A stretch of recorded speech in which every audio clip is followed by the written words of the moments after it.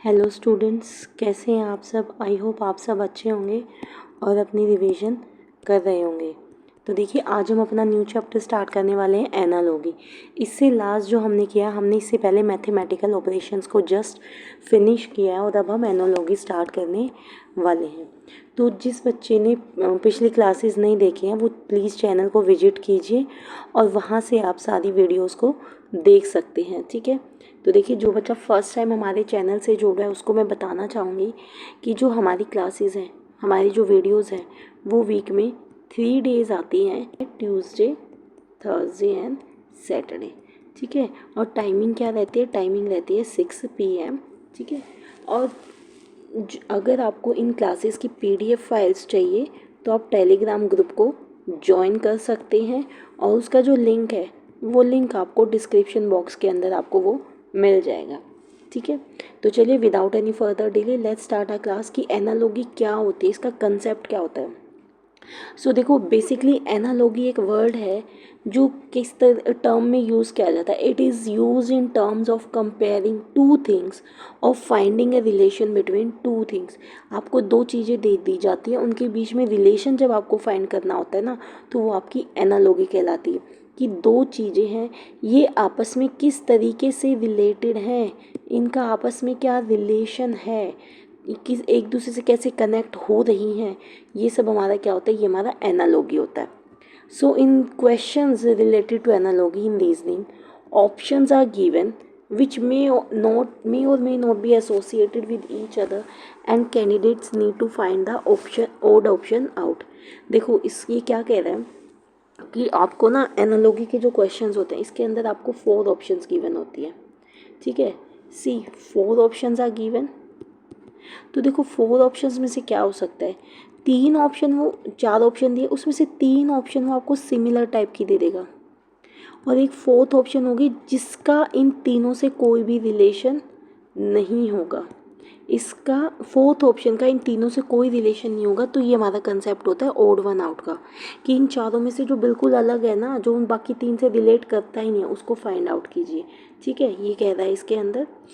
फिर कहता है that analogy reasoning is a cognitive process. ये एक माइंड प्रोसेस होती है वेयर वन अंडरस्टैंड्स और solves a problem by drawing parallels और comparisons between the problem at hand and a similar situation और कंसेप्ट। देखो, ये क्या कहता है, ये कहता है कि जो एनालॉगी रीजनिंग होती है ना, it is a mind process और इसके अंदर आपको समझना पड़ता है कि प्रॉब्लम क्या दी गई है, उस प्रॉब्लम से के पैरेलल, उस प्रॉब्लम से मिलते जुलते प्रॉब्लम्स को आपको देखना है, उनको कंपेयर करना है जो प्रॉब्लम आपको दी गई है या उससे रिलेटेड कोई भी सिचुएशन और कंसेप्ट के बेसिस पर, ठीक है। फिर कहते हैं analogy involves identifying the underlying relationships and mapping them from one domain to another. देखो, जो चीज़ आपको दी गई है, 2 चीज़ें दी गई, इनका रिलेशन आपको फाइंड आउट करना है, ठीक है। फिर आपको एक चीज़ से दूसरी चीज़ के बीच में यही सेम रिलेशन आपको इस्टेब्लिश करना होता है, ये आपको फाइंड आउट करना होता है इसके अंदर। तो देखो, नेक्स्ट पॉइंट क्या है, analogy reasoning relies on the idea that if two things share certain similarities they may also share other unknown similarities। जैसे 2 चीज़ें दी गई हैं, इसकी कुछ सिमिलैरिटी आपको बताई गई है ना, तो कुछ सिमिलैरिटी ऐसी होंगी जो आपके लिए अननोन होंगी, जो आपको पता नहीं होगी। This process allows for the transfer of knowledge from one context to another. इसके अंदर क्या होता है, आपकी नॉलेज ट्रांसफ़र होती है एक कॉन्टेक्स्ट से दो, आपकी थिंकिंग स्किल्स इंक्रीज होती हैं, आपकी माइंड प्रैक्टिस होती है कि ये चीज़ ऐसे है, इससे रिलेटेड मेरी क्या क्या चीज़ें हो सकती हैं, इन सबको सोचोगे आप, अपना माइंड यूज़ करोगे, तो ये आपकी माइंड एक्टिविटी है एक तरह से। For example, if you want to explain how an electrical circuit works to someone unfamiliar with the concept, you might use the analogy of water flowing through pipes as it shares some similarity in terms of flow, pressure and resistance। देखो, आपको किसी को समझाना है कि भाई जो electric circuit है ना वो कैसे काम करता है, ठीक है। आप उसको वाटर पाइप का एग्जाम्पल दे सकते हो कि वो कैसे फ्लो करेगा, जैसे वाटर फ्लो करेगा वैसे ही आपका करंट भी फ्लो करेगा। किस प्रेशर से आपका वाटर जा रहा है उसी तरह से इलेक्ट्रिसिटी का भी एक प्रेशर होता है, वो उस प्रेशर से जाता है। उसकी रेजिस्टेंसी क्या है, वो किस तरह से रेजिस्ट कर रहा है, ये भी आप वाटर की रेजिस्टेंसी को आप इलेक्ट्रिक रेजिस्टेंसी से कंपेयर कर सकते हो। ठीक है, तो इस तरह से आप उनको समझा सकते हो कि ये कंसेप्ट क्या होता है। ठीक है, तो चलो आगे देखो, इसमें कुछ टाइप्स ऑफ क्वेश्चंस हैं कि ये किस तरह के क्वेश्चन पूछता है। तो देखो फर्स्ट ये पूछता है न्यूमेरिकल एनालॉजी। इसके अंदर क्या होता है, ओड वन आउट इस सेट ऑफ ऑप्शंस में भी गिवन। देखो जो मैंने अभी बताया था कि 3 ऑप्शन आपकी सिमिलर होगी, एक डिफरेंट होगी, आपको वो डिफरेंट वाली ऑप्शन फाइंड आउट करनी होती है। ठीक है, सेकंड में क्या कहता है, numerical analogy choose a similar pair an analogy may be given in the question and you may have to find a similar analogy based on the same pattern from the given option. जैसे ये आपको दे दे भाई, ये आपको एक word दे सकता है। ठीक है, आपको ये वर्ड दे दे और आपको कह दे कि आपको गिवन ऑप्शंस में से उसका सिनोनियम फाइंड आउट करना है। तो जो वर्ड गिवन है अगर आपको उसका सिनोनियम पता है तो आप उसको इजीली फाइंड आउट कर दोगे। ठीक है, एक होता है कि बिल्कुल ही अलग ऑप्शन आपको चूज़ करना है कि वो उन 3 4 में से बिल्कुल अलग को चूज़ करना है। एक होता है कि 3 अलग होंगे और एक सिमिलर होगा, उसको आपको चूज़ करना है। अल्फ़ाबेटिकली वर्ड एनालॉजी, जो ये एनालॉजी है ना, ये न्यूमेरिक भी हो सकती है, अल्फ़ाबेटिक भी हो सकती है, ये पिक्चर बेस्ड भी हो सकती है। Options for different one analogy may be given in which one may not be following the set pattern. तो जैसे जो पैटर्न फॉलो किया जाए, जैसे हमने कोडिंग डिकोडिंग में किया था कि आपके कुछ ऑप्शंस में जो आपको क्वेश्चन दिया गया है, 3 ऑप्शंस में वो सेम पैटर्न फॉलो हो जाता है, एक पैटर्न फॉलो नहीं कर रहा होता है तो वो आपका आंसर हो जाता है। ऐसा ही नेक्स्ट यानी कि चूज़ ए सिमिलर पेयर में क्या हो जाएगा कि आपको जो दिया गया 3 4 ऑप्शंस में से 3 में अलग वो है और एक ऑप्शन ऐसा होगा जिसके अंदर क्वेश्चन जैसा पैटर्न फॉलो हो रहा है, आपको वो फाइंड आउट करना है। ठीक है, तो आई होप आपको यहाँ तक सब समझ आ रहा होगा। फिफ्थ होता है पिक्चर बेस्ड, पिक्चर एनालॉजी। इसके अंदर क्या होता है, क्वेश्चन में बी आज based on the pictures, picture based question भी इसके अंदर आते हैं। In this type also you need to find the relations between third and fourth picture as it given in first and second. जैसे कि आपको वो 4 पिक्चर्स दे देगा, जो रिलेशन फर्स्ट और सेकेंड में है ना वही आपको थर्ड और फोर्थ के बीच में बताना होता है। ठीक है, तो ये एनालॉजी होता है, कुछ नहीं है, कुछ वो नहीं है, basically it's a mind activity. आप ऑप्शंस को देख के अपने माइंड को एक्टिव करते हो कि आप क्या क्या लॉजिक हो सकते हैं, किस तरह से इसका रिजल्ट फाइंड आउट करोगे, क्या पैटर्न उसने फॉलो किया है, मैं इसको कैसे कर सकता हूँ, ये सब इसके अंदर आपको फाइंड आउट करना होता है। ठीक है, तो देखो अब हम इसके कुछ क्वेश्चंस की प्रैक्टिस करेंगे, फिर इसके कुछ और वीडियो क्लासेस भी करेंगे हम। ठीक है, तो देखो फर्स्ट का ऑप्शन क्या कहता है, from the given options find the pair which is similar to the given pair. तो वो पेयर फाइंड आउट करो जो कि इस गिवन पेयर से सिमिलर है। तो देखो अगर इसको आप देखोगे तो आपको क्या लगता है 8:4। अगर मैं देखूँ ये इसका हाफ भी है, 8 को 2 से डिवाइड किया तो 4 हो गया, 4 को 2 से मल्टीप्लाई किया तो 8 हो गया। कुछ भी फाइंड कर सकते, यहाँ पर डिवीजन यहाँ पर मल्टीप्लाई। तो हम ऑप्शन में देखते क्या ये कहीं पर अप्लाई हो रहा है, लेकिन सेम नंबर से होना चाहिए। ठीक है, तो देखो फर्स्ट ऑप्शन है 27, फर्स्ट ऑप्शन इज 27:9। क्या ये इसका हाफ अगर मैं करूँगी, यहाँ पे देखो हमने हाफ किया था तो 4 आया था, अगर मैं इसका हाफ करूँगी तो ये क्या आएगा, ये तो 13.5 आएगा, लेकिन ये तो 9 आ रहा है, तो ये क्या होगा, ये वाला पैटर्न यहाँ पे काम नहीं किया। ठीक है, अब देखो सेकंड 216 32, 216 का हाफ कितना हो जाएगा 103, ये भी नहीं किया। और 32 का अगर डबल देखें तो 64 होता है, ये भी काम नहीं किया। सेम यहाँ पर देखो 24 72 को अगर 2 से डिवाइड करेंगे तो वी विल गेट 36, और अगर 24 को 2 से मल्टीप्लाई करेंगे वी विल गेट 48। तो ये वाला पैटर्न यानी कि मेरा काम नहीं कर रहा है। लास्ट ऑप्शन में देखो अगर 45 का हाफ करेंगे तो ये हो जाएगा 22.5, 5 का अगर डबल करेंगे तो ये हो जाएगा 10। तो यानी कि ये जो हमने सोचा कि इसका हाफ और इसका डबल, ये लॉजिक मेरा काम किसी भी ऑप्शन में नहीं कर रहा है। तो यानी कि इस पर कुछ और कंसेप्ट इस पर अप्लाई किया गया है। तो देखो 8:4, क्या मैं 8 को ऐसे लिख सकती हूँ 2 इंटू 2 इंटू 2, और 4 को मैं लिख सकती हूँ 2 इंटू 2। यानी कि यहाँ पर और यहाँ पर नंबर हमारा सेम है।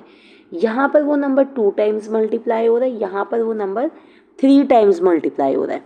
ठीक है, तो अब देखो फर्स्ट ऑप्शन क्या था, 27:9। अब हमें ऐसे नंबर ढूंढने हैं कि उनको मल्टीप्लाई करने पे मुझे 27 मिले और 9 मिले। अगर 3 को 2 टाइम्स मल्टीप्लाई करें तो 3 3 ज़ा 9 मिल गया।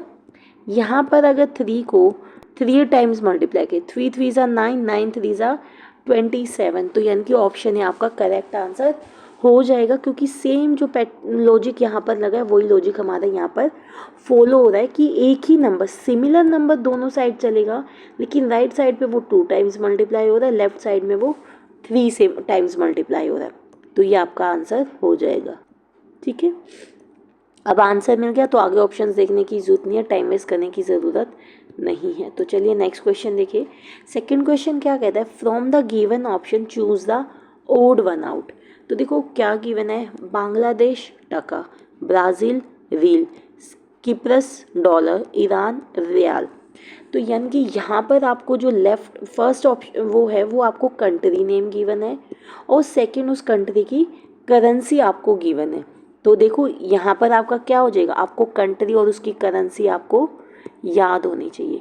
तो एक ऑप्शन ऐसा होगा जिसमें कंट्री और करेंसी, कंट्री की करेंसी उससे मैच नहीं कर रही है।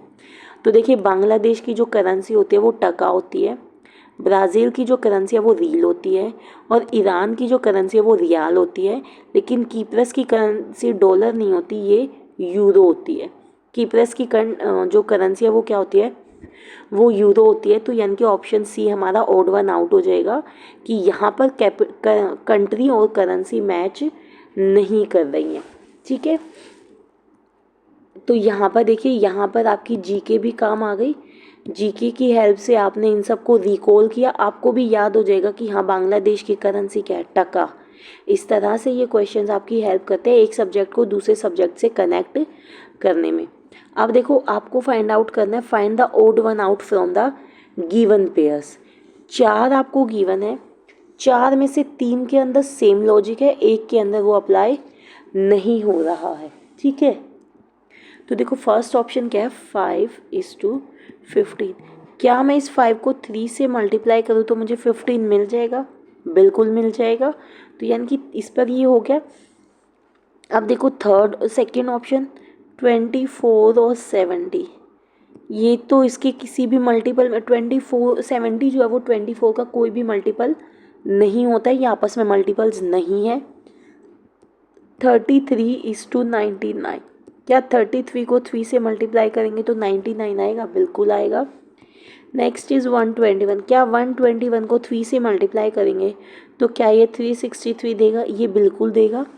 तो यानी कि ए सी और डी, इसके अंदर जो लेफ़्ट साइड आपको नंबर गिवन है उसको 3 से मल्टीप्लाई करने पर आपको राइट जो सेकेंड आपका आफ्टर रेशो जो आपको नंबर गिवन है वो आपका आ जाता है। तो ऑप्शन बी इसका करेक्ट आंसर हो जाएगा ओड वन आउट के लिए। बाकी तीनों ऑप्शन में फर्स्ट नंबर को 3 से मल्टीप्लाई करने पर हमें सेकंड नंबर मिल रहा है। अब देखो इसके अंदर ये क्या कहता है कि आपका जैसे ओडोमीटर माइलेज से रिलेटेड है, कि जो ओडोमीटर होता है वो हमारी माइलेज के लिए होता है। माइलेज को चेक करने के लिए हम क्या यूज़ करते हैं, ओडोमीटर इंस्ट्रूमेंट का यूज़ किया जाता है। सेम इसी तरीके से कंपास का यूज़ किस लिए किया जाता है, कंपास कंपास स्पीड चेक करने के लिए होता है, हाइकिंग के लिए होता है, नीडल के लिए होता है, या डायरेक्शन के लिए होता है। ठीक है, तो जो हमारा कंपास है वो किस लिए यूज़ होता है, जो हमारा कंपास होता है वो हमारा डायरेक्शन के लिए यूज़ होता है। ओडोमीटर का यूज़ माइलेज के लिए होता है और कंपास का यूज़ हमारा डायरेक्शन के लिए होता है। ठीक है, तो चलिए नेक्स्ट क्वेश्चन को देखते हैं। 5th क्वेश्चन क्या कहता है, आपको क्या करना है, आपको कुछ नहीं करना, सिर्फ और सिर्फ रिलेशन को इस्टेब्लिश करना है कि ये इसका ओडोमीटर का यूज़ माइलेज के लिए होता है, तो कंपास का यूज़ किसके लिए होगा, तो कंपास का यूज़ डायरेक्शन। तो इस तरह के क्वेश्चंस हमारे एनालॉजी के अंदर आते हैं। Exercise is to gym as eating is to, जिस तरह से एक्सरसाइज करने के लिए हम जिम जाते हैं, ऐसे ही खाना खाने के लिए हम कहाँ जाते हैं। ईटिंग इज टू फूड नहीं होगा, क्योंकि फूड को खाया जाता है, लेकिन खाने के लिए फूड पर जाया नहीं जाता। ईटिंग इज टू डाइटिंग भी नहीं होगा, फिटनेस भी नहीं होगा, इसका हो जाएगा ईटिंग इज टू रेस्टोरेंट। क्योंकि देखिए क्यों होगा, क्योंकि exercise is to gym, exercise अगर हमें करनी है तो हम कहाँ जाते हैं, हम जिम जाते हैं। अगर हमें खाना खाना होता है तो हम कहाँ जाते हैं, हम रेस्टोरेंट जाते हैं। ठीक है, तो चलिए, बड़े आसान से क्वेश्चंस है, अभी आज स्टार्टिंग में बहुत इजी क्वेश्चंस लिए मैंने। तो चलिए नेक्स्ट क्वेश्चन देखते हैं। देखो नेक्स्ट क्या कहता है, careful is to cautious as boastful is to. देखो केयरफुल का मतलब और कॉशियस का मीनिंग दोनों का सेम होता है, सावधान होना या सतर्क रहना। ठीक है, यानी कि केयरफुल रहना, कॉशियस और केयरफुल दोनों का मीनिंग होता है सावधान रहना। तो आपको सिमिलर मीनिंग ढूंढना है, यानी कि आपको केयरफुल का सिनोनियम है कॉशियस, तो बोस्टफुल का सिनोनियम आपको फाइंड आउट करना है। बोस्टफुल का मतलब होता है घमंड, घमंडी। बोस्टफुल का मीनिंग होता है घमंड। तो एरोगेंट, हम्बल, जॉयफुल, सस्पिशियस, इनमें से किसका मीनिंग होगा घमंड, arrogant. He is very arrogant, वो बहुत ही घमंडी है, तो एरोगेंट इसका आंसर हो जाएगा। बोस्टफुल का सिमिलर क्या हो जाएगा, एरोगेंट। तो ऑप्शन ए आपका करेक्ट आंसर हो जाएगा। आपको ये देखना पड़ेगा कि इसका इसके साथ क्या रिलेशन इस्टेब्लिश हो रहा है, तो इसका और जो ऑप्शंस गिवन है उनका भी सेम होना चाहिए। यहाँ पर ये दोनों सिमिलर थे, सिनोनियम थे, तो यहाँ पर भी आपके सिनोनियम होना चाहिए। ठीक है, तो चलिए नेक्स्ट क्वेश्चन देखते हैं। 7th क्वेश्चन क्या कहता है, देखिए अब कुछ क्वेश्चन आते हैं जो पिक्चर बेस्ड होते हैं, तो जो रिलेशन आपका इसका और इसका होगा वही रिलेशन इसका और इसका हो जाएगा। ठीक है, तो देखो यहाँ पर आपको क्या गिवन है, ये आपको ग्लास गिवन है, ये आपको एक बाउल गिवन है, दिस इज तो देखो ये जो आपको गिवन है, फर्स्ट पिक्चर में आपको ग्लास गिवन है, सेकंड में आपको बाउल गिवन है, यहाँ पर आपको वैक्यूम क्लीनर गिवन है। तो ग्लास और बाउल का जो रिलेशन है वही वैक्यूम क्लीनर और इस फोटो का होना चाहिए। देखिए ग्लास और बाउल आपके दोनों किस लिए यूज़ होते हैं, दोनों आपके खाना खाने के लिए यूज़ होते हैं। वैक्यूम क्लीनर, और वैक्यूम क्लीनर का काम क्या होता है, सफाई करने का। तो यहाँ पर भी वो फोटो आएगी, यहाँ पर वो ऑप्शन आएगा जो आपका सफाई करने में यूज़ होगा। तो जैसे वैक्यूम क्लीनर सफाई करता है, स्पून आपका फूड आइटम है, मैट आपका सफाई के काम नहीं आता है, टेबल भी आपका सफाई में काम नहीं आता है, ये आपका मॉप है, यानी कि ये आपका मॉप है, मॉप हमारा पोछा लगाने के काम आता है, ये हमारा सफाई करने के काम आता है।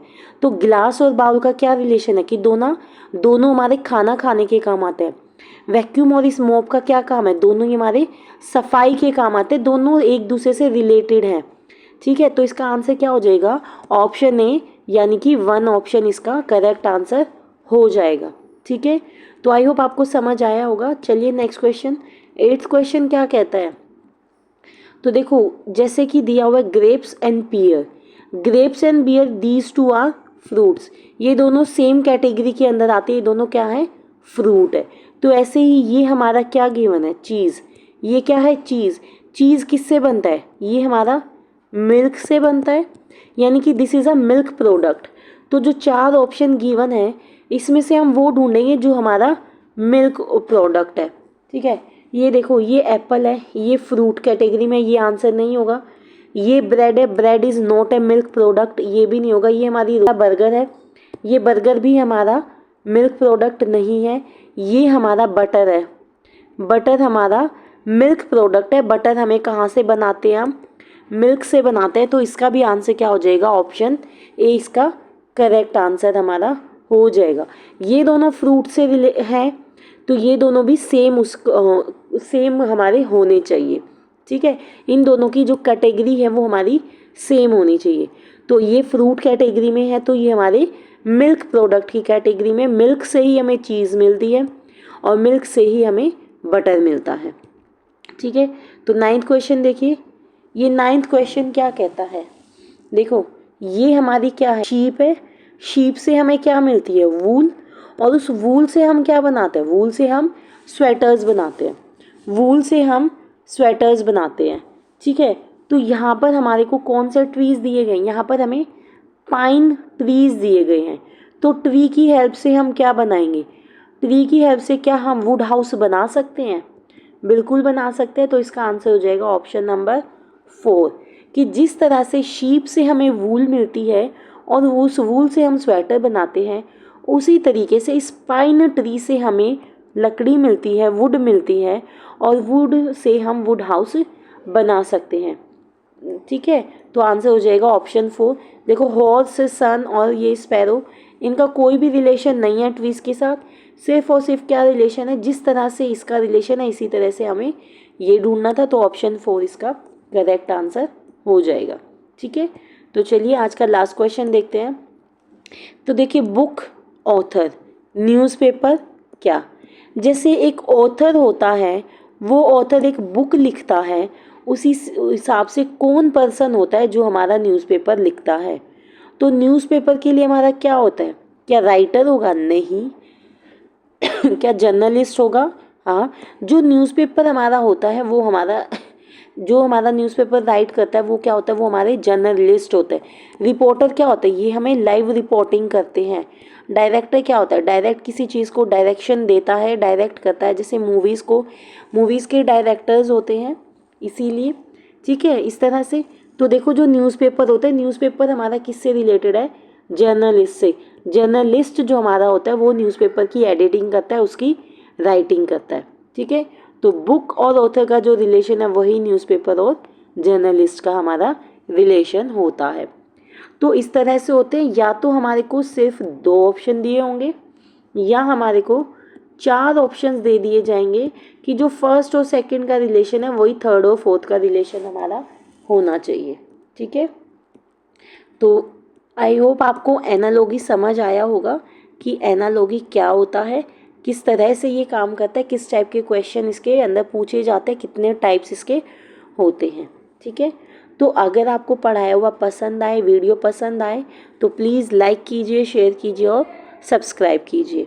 और पहले मैंने बताया था कि टेलीग्राम का ये हमारा एड्रेस मेंशन किया हुआ है और लिंक आपको कहाँ पर मिल जाएगा, लिंक आपको डिस्क्रिप्शन बॉक्स के अंदर मिल जाएगा, ठीक है। तो आज के लिए बस इतना ही। Thanks for watching, thank you.